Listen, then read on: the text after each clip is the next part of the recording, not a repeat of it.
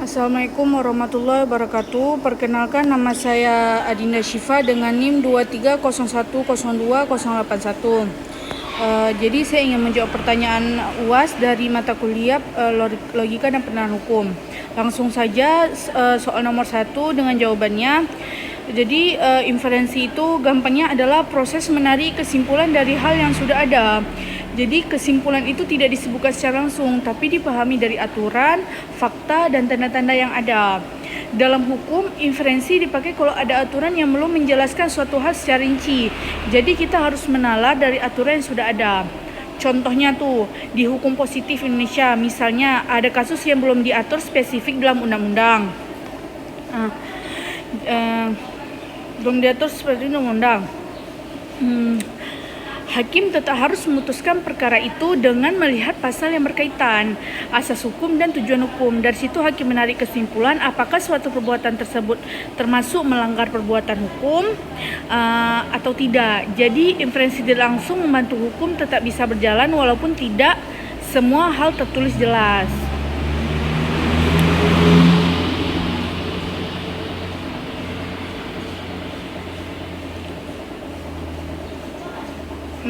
Lalu yang soal nomor kedua, maksud kalimat dari atas dari kalimat yang di soal tadi itu adalah dalam inferensi tak langsung kita tidak langsung sampai ke kesimpulan akhir. Ada proses berpikir bertahap dan di tengahnya ada proporsi ketiga yang jadi penghubung. Contohnya kayak nih, misalnya premis pertama adalah semua pencurian adalah perbuatan yang dilarang hukum. Premis kedua, si A mengambil barang online tanpa izin. Nah, supaya kesimpulannya kuat, kita pakai proporsi ketiga. Bahwa mengambil barang online tanpa izin termasuk pencurian. Dari situ baru ditarik kesimpulan bahwa si A melakukan perbuatan yang dilarang hukum. Jadi kesimpulan itu tidak muncul tiba-tiba, tapi lewat hubungan logis antar pernyataan. Sekarang soal ketiga dengan jawabannya. Penerapan hukum itu cara berpikir untuk menemukan kesimpulan hukum yang tepat berdasarkan fakta dan aturan. Dalam hukum, kita tidak cukup membaca pasal, tapi juga harus bisa membuka fakta yang ada dengan norma yang berlaku. Nah, inferensi induktif itu relevan karena berpikir dari hal khusus ke kesimpulan yang lebih umum. Misalnya nih, misal dari beberapa kasus pengadilan tentang pemalsuan dokumen, semuanya dinilai merugikan dan melanggar hukum. Dari beberapa kasus itu kita bisa menyimpulkan secara umum bahwa pemalsuan dokumen adalah perbuatan yang dilarang karena merusak kepercayaan dan ketertiban hukum. Jadi dari contoh-contoh khusus kita tarik kesimpulan umum, itu yang dimaksud dengan induktif dalam penerapan hukum. Soal nomor 4. Soal nomor 4.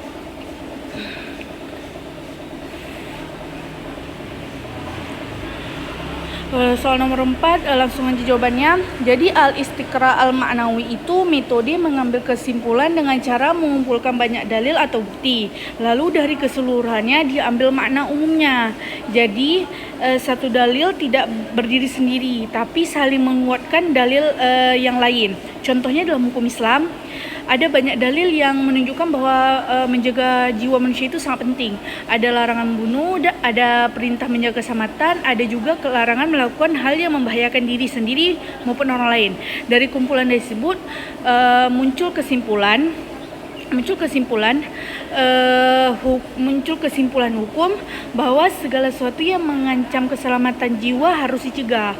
Nah, inilah contoh dari hasil al-istiqra al-ma'nawi. Selanjutnya soal nomor 5.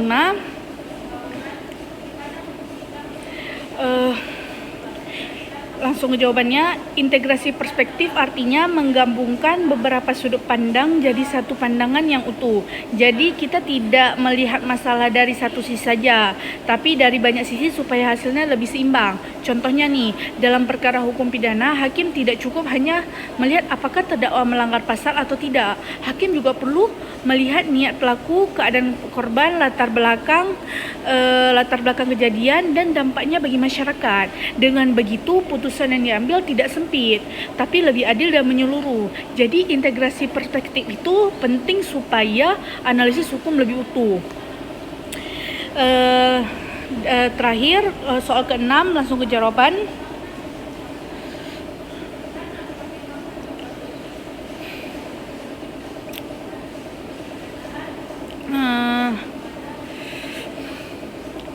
Sesat pikir adalah kesalahan dalam cara berpikir yang bikin kesimpulan jadi salah atau kurang tepat.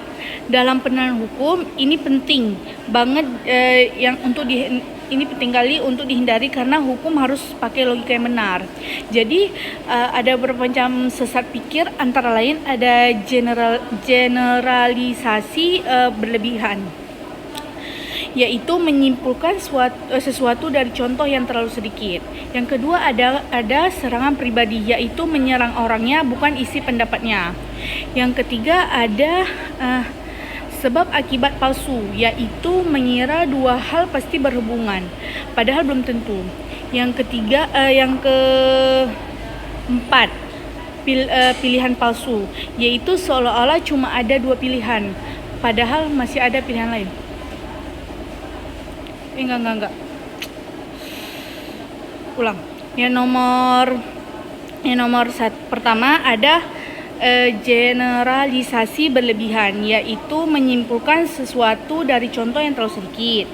Yang kedua ada serangan pribadi, yaitu menyerang orangnya bukan isi pendapatnya. Yang ketiga ada sebab akibat palsu, yaitu mengira dua hal pasti berhubungan padahal belum tentu. Yang keempat, pilihan palsu, yaitu seolah cuma ada dua pilihan, padahal masih ada pilihan lain. Contohnya, kalau ada yang bilang karena satu orang dalam satu kelompok melanggar hukum, berarti semua anggota itu salah. Itu jelas sesat pikir. Soalnya setiap orang harus dinilai dari perbuatannya sendiri. Jadi sesat pikir harus dihindari biar penanganan hukum tetap adil dan tidak asal menyimpulkan.